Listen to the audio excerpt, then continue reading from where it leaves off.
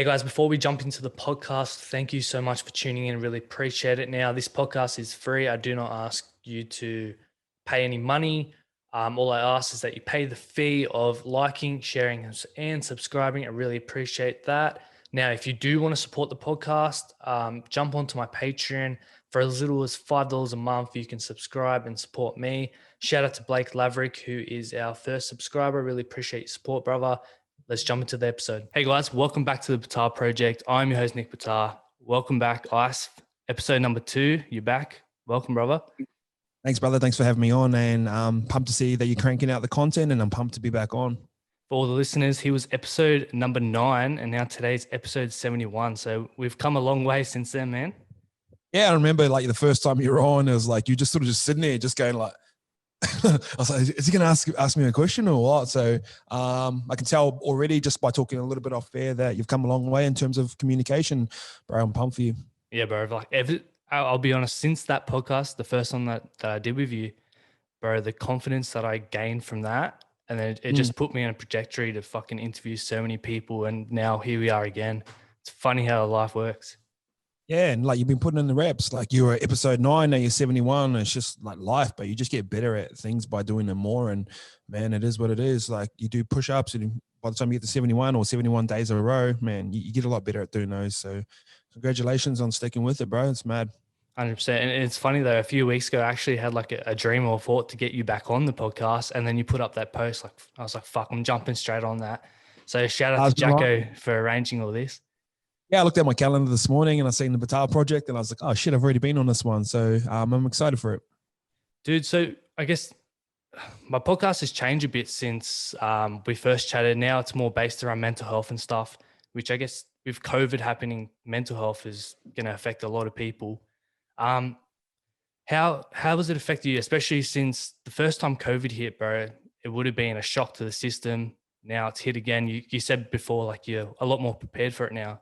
Has it affected you at all? Or No, not one bit. I actually get excited through these periods, and I know, like, I'm only speaking for myself. I don't want to like sit on a high horse and look like I'm the man or anything. But for me, I get excited with this. So, an example is like I get a lot more time to focus on the things that I can focus on individually, and like a lot has changed. Last time we were in COVID, it was just me and Lukey. Now I've got 6 staff to look after, but you learn from experience as well. So, like straight away, me and Jackson come in. The first day, and we just mapped out our next week or 2 weeks collectively as a company, and then everyone's just going to be working home from pretty much from now on. So we learned a bunch of lessons there. In terms of mental health, I'm probably not someone that's ever struggled with it. I am well aware of it. I grew up in a town with the highest youth suicide rate in New Zealand, so it's been in and around me, but personally I've never felt it. But man, this COVID thing, I get excited by these.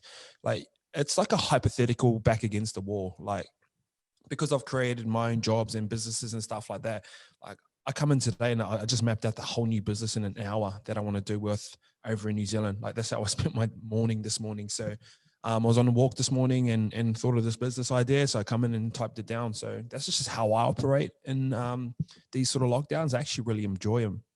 yes, like same here. It gives you time to actually fucking step back from the hustle and bustle of every day and clear your mind and think of new ideas and shit. It's awesome. Yeah, like literally, like we said off air before, that I'm building a new online course that I've been putting off for. I think I started doing this in August last year, so it's almost been like a year. I've just sort of been tied down and doing other things, and now I've got some time to actually finish it off, and I feel like it's going to help a lot of people. And like I said before, I just built out a whole new business idea that I want to do with a couple of people in New Zealand pretty soon. Haven't even told them yet, but it's just pretty cool idea in my opinion. Yeah, and I love that you have that perspective, because obviously you've grown a lot in the last 12 months. You have a lot more employees. I guess the expectation to pump out the content that you are, like, lockdown really could have fucked all that up. Well, it's affecting the content wise because you're not able to record all the podcasts and stuff. But for you to actually have that perspective, you know what, fuck, this is for me a time to level up. It's awesome. Yeah, and you can do like level up personally, or then you can help people try and level up at the same time as well. So I think last COVID, I went live a lot and I was just asking a bunch of questions. And I think I'll build that back into the calendar pretty soon. yeah, I just kind of come in and focus on the things that we need to do, very important, like for the business wise, and then I kind of move into personal development and see if I can help any people in the afternoon. That's the kind of vibe I roll with. Do you have any advice for, I guess, some people that are going through this tough time? Because for a lot of people, it's a lot of adversity, especially if they're losing jobs and shit like that. Yeah, I don't think it'll get as deep as it was sort of last time, but like one of the things I always preach is multiple streams of revenue. And I put up a post, I think last week or this week, where there's like a table and it had one sort of leg on it.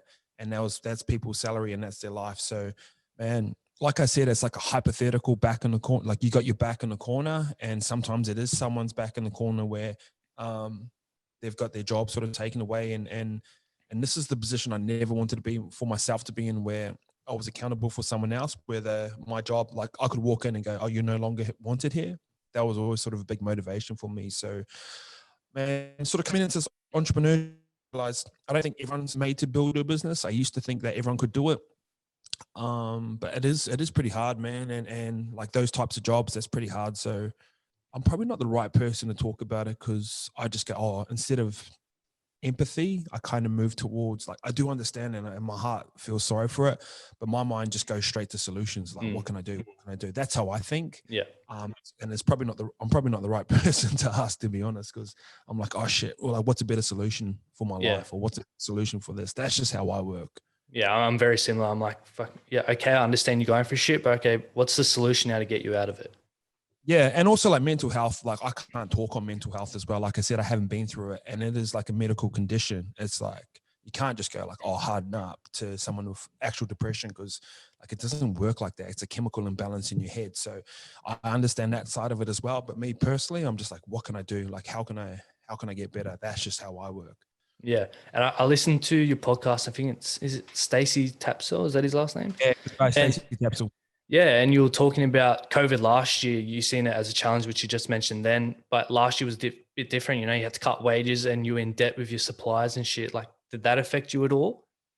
Not really, like I said, I'm very solution based, and this is kind of like I drag this across many parts of my life. So I've been in relationships before where obviously when you date a girl, there's a lot more emotions attached on their behalf as well. So like she'll say stuff to me and I'm like, well, just don't do that then. Like, so when I go through, I think that really helps me in entrepreneurship, but I struggle with that outside of even in friendships and stuff like that. Like I'm pretty approachable guy, and people tell me a lot of things, but a lot of my close friends won't tell me the big things that they're going through, because like I'll just go like tell them straight how it is. And that's sort of something I really need to work on. But in terms of business, it really works, because I'm like, oh shit, we owe 500K. And it's like, all right, here's how we're going to do it. All right, we've fucked up this order. All right, here's how we're going to do it. So, sometimes something that's your biggest strength as a business person is probably like your biggest flaw as an individual or as a human. So I'm trying to balance that shit out. Yeah, especially as a business owner and having employees and stuff, if they're going through a mental struggle, obviously you want to kind of be that person they can come to and talk to about their feelings, especially if it's affecting their work as well. Oh, of course. And like anything like that, like we don't really have work times around here. There's kind of like an unwritten rule, you got to be here by 8:30, but like we're all here pretty early. And whenever someone works for me, I always sit them down in the office and I go, bro, if you ever need anything from me, like if you need like a place to crash, if you need food, if you need money, like let me know. You got to let me know first. I can't help you if I don't know. So that's the conversation I have with everyone, and most of the boys are happy to come through and see me on those types of things. And like I've given out money, I've given out like food and stuff like that as well. So I think it's important to really get that trust very early on, and just let them know that like you're there for them as well. Like work's important, but man, life's way more important. Yeah, I've learned that a lot ever since like finishing up footy. I've realized, fuck, there's so much more to life, because my whole life revolved around footy. I was like, fuck, man, there's a whole world out there. Yeah, and I used to be the same as well. So like if I had a bad game in NRL, I'll be walking around like, oh, that guy knows I've had a bad game, where like I don't even think about stuff like that anymore. And like it's like once you're in NRL, you think like everything revolves around football. Once you sort of move yourself away, it's like shit, it's important and it's fun and it's a great hobby to watch. But in the context of the whole life, it's not that big.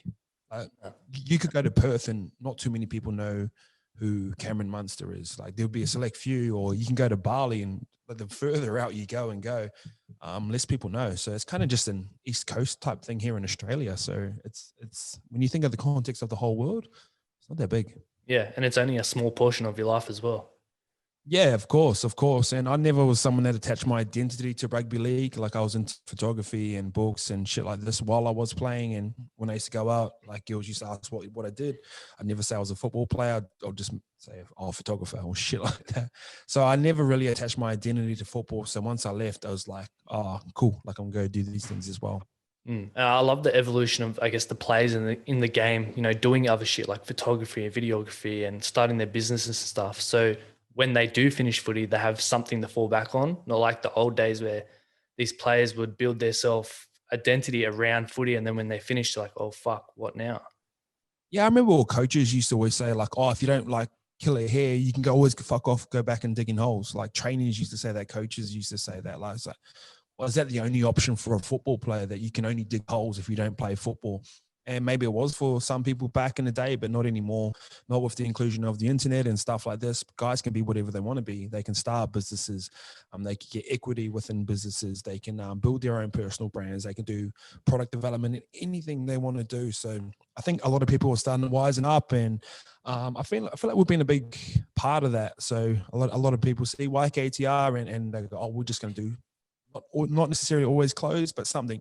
You see boys diving in protein powders, and 257 Collective boys are doing something pretty cool. And Chad Townsend's launched a beer as well. So you're going to start seeing players move a little bit different over these next 10 years. And it's going to be exciting because it's different. Like when you got your own personal brand and you're working on it every single day, you move a little bit differently when you're out. Like a lot of the times, when you're an NRL player and you're blind and you're within the team structure, you're like, oh, I can just carry on here a little bit. But once you got your own business and you got people relying on you, you kind of move just a little bit different when you're out. You're a little bit more aware. And the reason why NRL players are where they are is because they've got an element of confidence about them. They perform in high pressure situations. And sometimes when you add alcohol to that, sometimes they can just carry on a little bit. And I've been that guy before as well.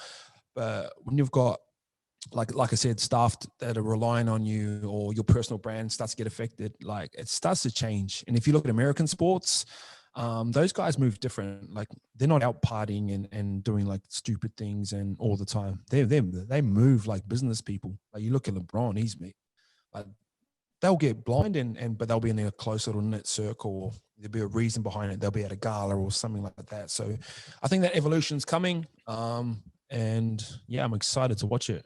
Yeah, and ultimately it should build the game just like the NBA and stuff. Like people want to support those players because now they have their own personal brand. They're putting out cool content, so now they want to watch them play. Well, look at Melbourne Storm, like the notoriously the most hated team over the last 20 years. Like, fuck these guys. They like cheated the salary cap ages ago. They've got the best players. They always seem to win. Fuck them. You see them now, man. People starting to like them now. Like people love Munster. People love Cheese. People love Adokar. And they're three guys that try and build their own personal brands through content. Cheese is like charismatic and he's fun to watch. And because these guys can back it up, and like the clubs aren't going, nah, stop. Because once you're winning, you can pretty much do whatever you want. But these guys are moving in the right ways. Dokar moves like, I pay attention to how the boys move, and outside of football, like he's doing cool things. So, man, and Melbourne are likable now. They're like my second favorite team. So I feel like they're kind of like the case study for me right now on who's moving the best in the NRL. Yeah, bro. Fucking Melbourne. The culture down there is something different, eh? It's impressive, man. And when you get into business and like to think Cameron Smith, who's the best player to ever do it, leaves and they're sitting at the top of the table and they're maybe even better, that's fucking scary. So as a business owner, like that's the type of environment that you want to build, where once you remove yourself, man, the ship just keeps rolling forward. Yeah, exactly. Like Cameron Smith leaves and they have two gun fucking hookers and Brandon Smith and Harry Grant. Like, what the fuck? Yeah, it's crazy. And like I said, like them two as a duo, are they better? I think so. I don't want to be rude. I just think they are. And then they buy players that are not doing so well at other clubs. They go to Melbourne and they just turn into superstars. Yeah, and like you can look at, like there's a lot of team players that like take the big money contract and they leave to go to like a Bulldogs or a Titans, or no disrespect to those types of clubs, but man, I think once you're in a great system, that you should happily take the pay cut. And I think once you can start building personal brands and start monetizing through other ways, I think Josh Adokar doesn't leave Melbourne. Like, you know what I mean? So he's given up playing in grand finals every single year, or at least major semi-finals, to go to a struggling Bulldog side that will be potentially pushing for the 8 next year and struggling. So you look at someone sort of like Nick Kotrick, who was an Origin player last year. Like, I haven't heard his name mentioned. So you got to be careful how you move that way. Like, if you take the big money, that's cool, and look after your family. And like, I love seeing guys get the bag and stuff like that. But sometimes you affect up your long-term future off the back of it. Yeah.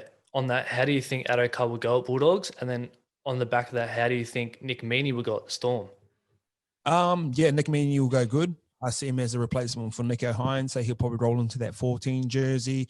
He'll roll into the structure of Melbourne. They do certain things a certain way down there. When he goes down there, he's going to be have to working 2 like weeks of normal job on top of like full-time training. That's something that they do down there. Man, I just think he's going to be good. Like, he's got potential there already. Yeah, and he'll turn into something all right. He's got pace, he's got skills, so everything else can be taught. Adokar will be good. Obviously, one of the game's premier wingers. He's back home. I think he's excited for that. That could be a good and a bad thing as well. But man, he's been in that system. He's won it all. He's won Origins. He might be the guy that can flip their culture as well. So, and he's a big personality. I think the Bulldogs need that. Like, I don't know anyone there that like loves being in front of a camera, and he's the guy. Like, so he'll be good for the club. Yeah. Now, onto, I guess, passion and business and all that. How would you deal, if you want to follow your passion, how would you deal with, I guess, friends and family that don't really support you now? It's easy enough to say, fuck it, forget about them, block them out. But when it's your close family or your friends trying to push you, I guess, in the safe direction and not take that risk to follow your passion, how do you deal with that? You just got to have that tough conversation. You got to be mom, dad, like I appreciate your advice and I'm grateful for everything that you've given me, but I want to move in this way. And Gary Vee talks about this a lot. Like, if you're living at home and you're living off them, they probably have a right to say and how you sort of move, especially if you're not paying rent and they're paying for your food and shit. But if you're out there on your own and you're paying your own rent and you find your own way, they can't really tell you what to do. So, but also don't spend all your time with your mates that aren't doing anything. Like, I don't hang around with my mates all the time. I'm trying to hang around with different people. And I've got a podcast called like The Law of 33%. Go check that out on the ICE project. And it sort of, you split up your time into thirds. So everyone's got 24 hours in a day. So like a third of your time should be spent with people smarter than you. That's books, that's podcasts, that's mentors. Third of the time should be spent with people on the same level as you. For me, that's just my friends like Chico Normie. I'll hang out with them.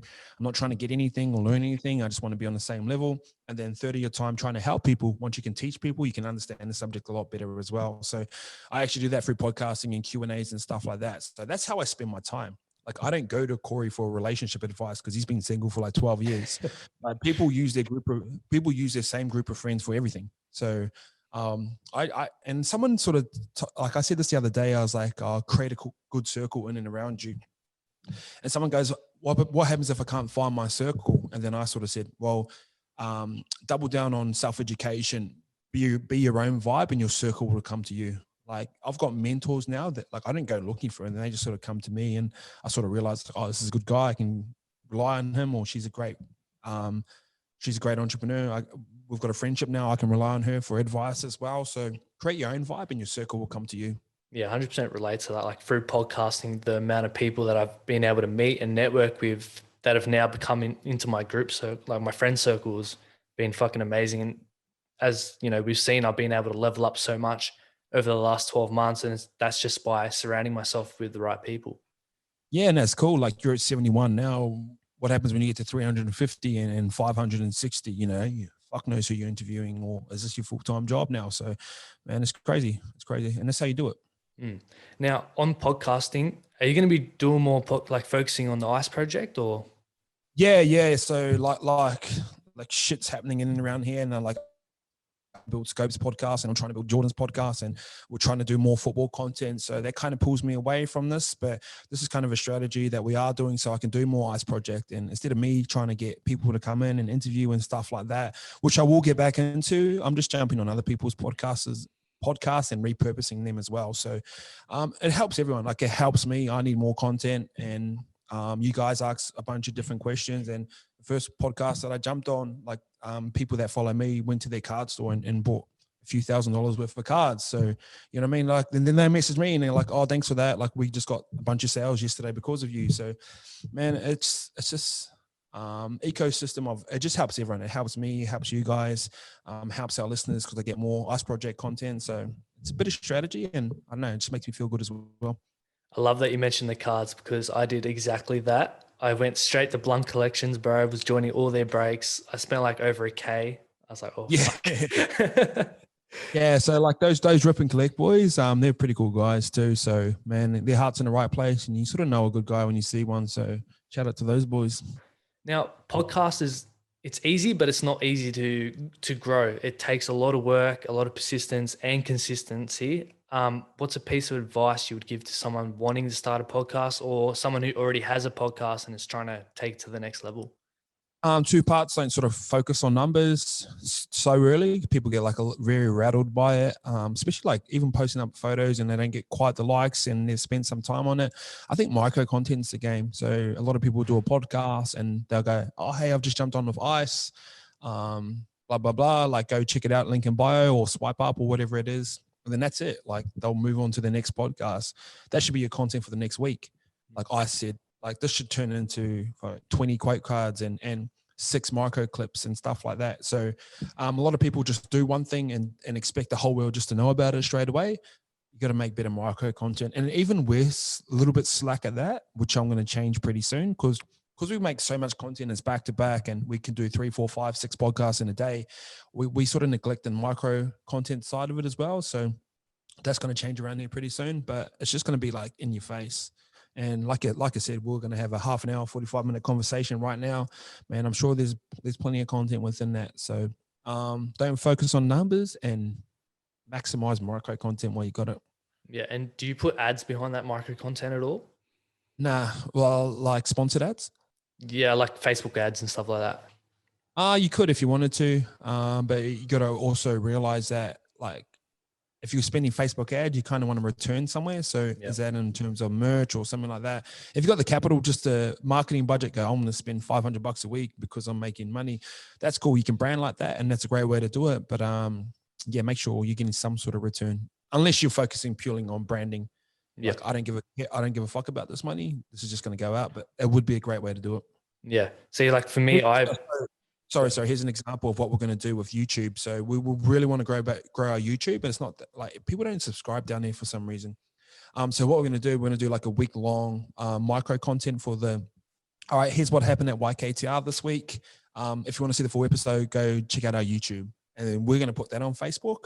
So instead of us putting our full vlogs on Facebook, we want to drive people towards our YouTube. So in terms of marketing, I don't really care if we make money off the back of that because I want to grow a subscriber count. So that's probably a strategy I'm using.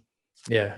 I found that with YouTube, not many people subscribe or actually go to YouTube to watch. It's all on Instagram and shit like that. Yeah. And like use micro content to drive people towards your YouTube because subscribers are kind of like emails. Like once you've got them, you can market to them for free or you can produce content to them for free. So that's kind of the strategy. Yeah. See, for me, what I do is obviously I put my long form out and I do a quote card and then one piece of micro. I feel like I should be doing a lot more, but it takes a lot of fucking time to sift through all the content and make Well, if I was you right now, I'd have a piece of pen and paper and like I'd have the numbers, the time somewhere on the screen. And as soon as I say something pops, it'd be time like 15:22. And then when you go back and go roll through your thing, you're like, oh, this is a quote card. This is a quote card. You know what I mean? Fuck, smart idea. Never thought of that. I'm just usually so focused on the podcast itself that I'm not writing shit down. Or also when you edit it, say you put the video of this up, like listen through it once and add a marker every time you hear something. And like the more content, the better. Like that might not be the best part of the whole podcast, but you'll be able to, someone might resonate with it. Like, oh, gee, Brandon Smith's probably moving the best in NRL right now in terms of branding. And then like, you know what I mean? Then you might get a league audience coming in to listen to you. So I'd be moving like that. Have you played around with TikTok a bit? Because you can pump shit ton of content on there. Very early on. So we've got Caleb, who's just started working for us, has probably going to be its job pretty soon. It's something we've neglected for a little bit too long. Obviously, because we focus heavily on Instagram and YouTube and Facebook, stuff like that, but we're sort of missing out on a key demographic. And I see TikTok as branding. I don't know about the ads platform, how great it is right now, but say you need 15-year-olds. So when they get to 20 and they start making money, potentially they're buying YKTR. So I see them as a long-term sort of perspective thing. Yeah. Do you think Facebook's kind of dead in a way? Like you can post the same piece of content on Instagram and Facebook, and like your Facebook will get like minimal likes, but your Instagram will pop off. I've been finding that lately. Because Facebook only puts it in front of 1% of your audience. So if you've got 1,000 followers, they'll put it in front of one. So where Instagram's like a little bit more lenient. And the reason why Facebook do that, it's a paid platform. Like they want you to spend money on it. That's why they're worth billions of dollars. So you got to understand that. You got to like something like you need CTAs in there. So say if we're talking about football, like we're not that, we use just Facebook as sort of an advertising platform. But if you want to say start talking about football, there should be a call to action on there where Dylan Kemp does it really well. He goes, what was your thoughts on the game? So that creates engagement. And if you get engagement early, Facebook algorithm goes, oh, this is kind of important. So let's put it in front of more people around this demographic. So CTAs are pretty important. But if you're going to just do an Instagram post and share it to thing, it's probably not going to work as well. Like we're the same. We'll probably get 5 or 6 likes where we'll get maybe 1,000 on Instagram on Instagram. So understanding the platform and use it for different things. Yeah, I haven't even bothered really posting on Facebook because of that reason. I was like, what's the point? Oh, you just learn. Like you might, I don't know, you're probably posting in the wrong format. So maybe do long form content. So there's a quote card of me and you type in there, on this podcast, I jump on with Isaac and blah, blah, blah. And then you could probably put ad spend behind that with a call to action. Here's the full podcast. So it'll be working like a little bit different. And if you put a link to YouTube, they don't show it to many people, because they want you to stay on Facebook. Is that correct? Yeah, I've heard that before. We haven't really tested it out, but I think if you put ad spend behind it, it's going to YouTube anyway. So, and like I sort of said with that micro content before, I don't know. I'll test it out and let you know. Sweet. Now, obviously, you've heard of the iceberg analogy of people only see what's on top and not what's underneath. YKTR, for me personally, I've seen it grown so much over the last 12 months, probably the last 6 months of you hiring, Scope, Simi, Caleb, like your staff has grown, the content has grown. What kind of measures did you put in place to get to the point where you are now? What do you mean by measures? Like before, like you're working behind the scenes, but now you've just popped off all of a sudden and you've grown so much. Oh, so basically, like when you start to run a business and there's a saying like you want to be on your business, not in your business. Like when you're doing a day-to-day grind and packing and designs and stuff like that, you're very in your business and you can't really scale that way. Sorry, bro. It's all right.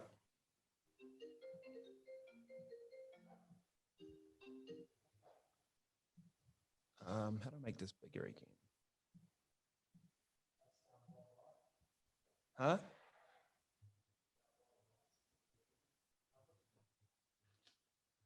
Okay. Oh, sorry, bro. All good. Where's my video? All right, cool.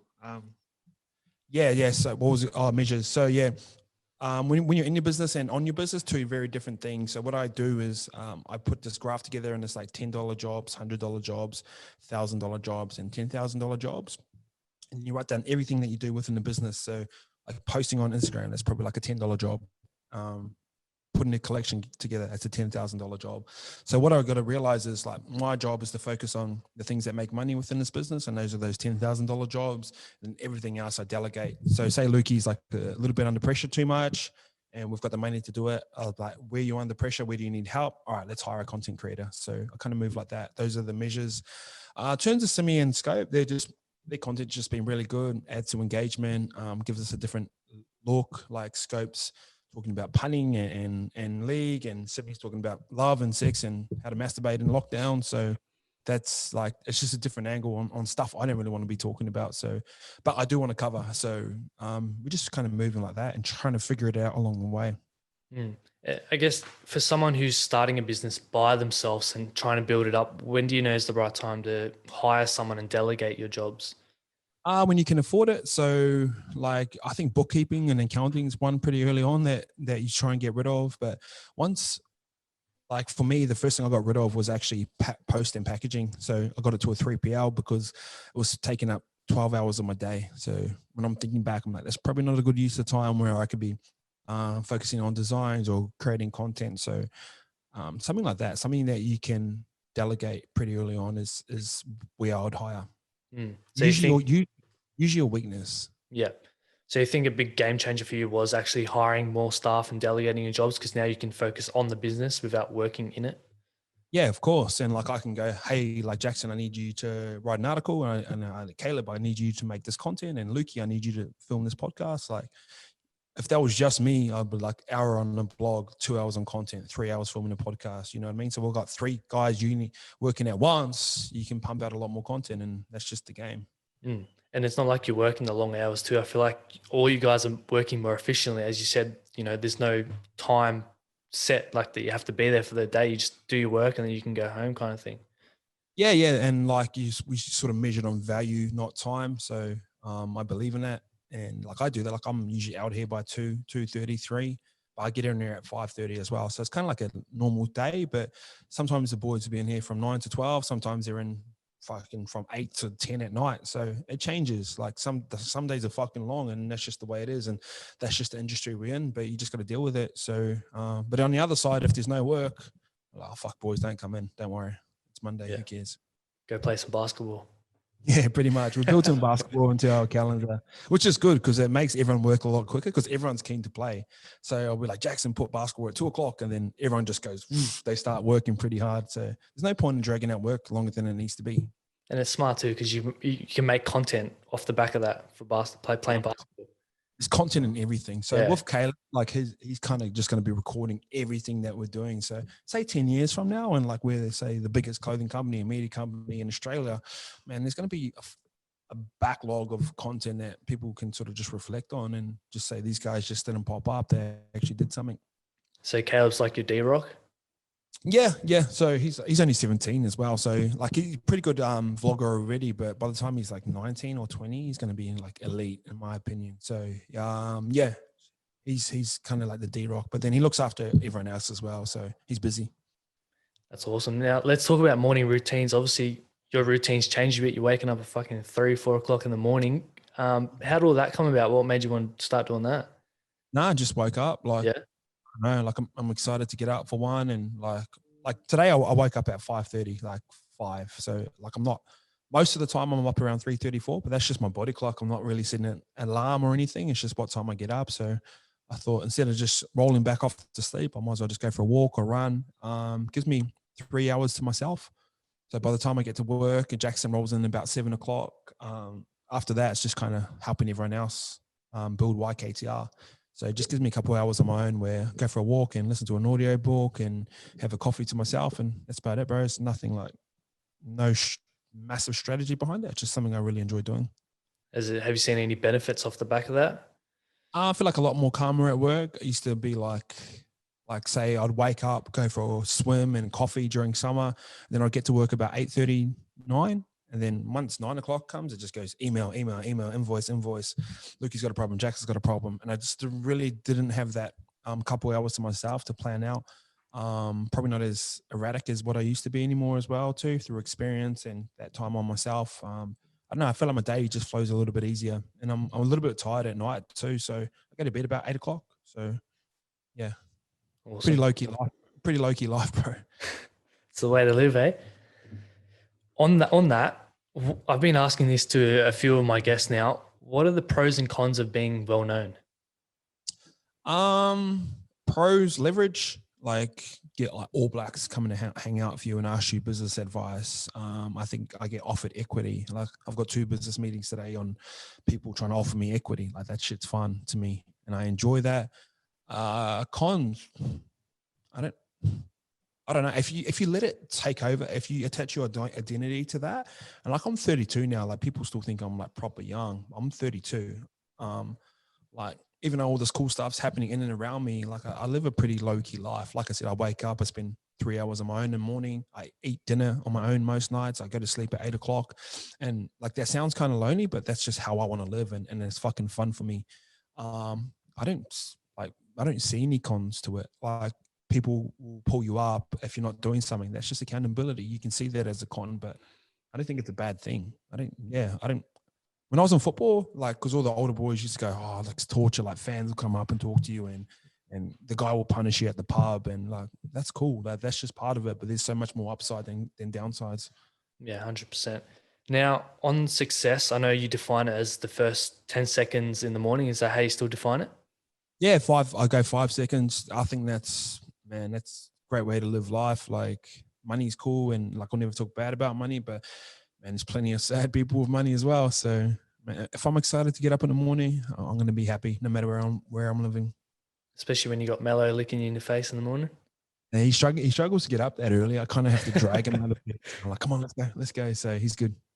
Awesome. Well, we'll wrap it up with my last question. When your time's like done on this earth, what would you like to be remembered for? I hear Gary Vee say this all the time. Someone that provided more value, someone that gave more than he took. And I'm in a position now where I can provide like opportunities and experiences for other people, and that type of stuff makes me feel really good. Like, I've got bonuses at the moment, like back paid recently, and more money comes into your system, and that's cool. But being the guy that provided opportunities for those close in and around me, and those types of people that I've never met, like, I got people that have taken the blueprint and like they turn over 6 figures in a year now. Like, those types of stories make me feel good. So, and just kind of chasing those DMs from random people saying, bro, you changed my life. So that's kind of what keeps me going. Yeah. And on those DMs, how does it make you feel when, you get those messages of people who, I guess, who are going through a really dark time, but your content has really, helped them get through that? Yeah, it's the best feeling in the world, because it's a byproduct of me being myself. Like, I had this person go, oh, why do you like post yourself drinking? And like, ain't you seen a bad example? I'm like, nah, it's just how I live. Like, this is my lifestyle. Like, I love to have a good time with my mates and go out, but then I work hard during the week as well. So when I get those DMs and people are like, oh, you've inspired me to do this, it's mad, because I'm not hiding any fact of myself. I'm 100% me. I know exactly who I am. I know exactly what I want to be and where I want to go. And I just document the whole thing. And I'm glad people are inspired by, it's a byproduct of me being myself. And it's like the ultimate dream. Like, hey, bro, you can be exactly who you want to be, and people are going to be inspired by that. Like, who wouldn't feel good? Yeah, 100%. Isaac, brother, thank you so much for coming on for the second time. It's been awesome chatting to you. Yeah, I'll come back on. Yeah, and hopefully this conversation was a lot better than the first one. Yeah, a lot better, bro. It's good. Cheers, man. Well, once again, like, thank you. I'm super grateful. Actually, I forgot to ask you that. What's something you're grateful for today? I kind of stole that. I ask it at the beginning of all my episodes. Lockdown. Yeah. I'll go a little bit weird, because it's going to allow me to do some personal things that I've been putting off for a long time. So yeah, I love lockdown. Awesome, bro. Appreciate your time. I really, I love all the content that you put out. You've inspired me a lot, and thank you once again. Pleasure, my guy. See you later. Cheers.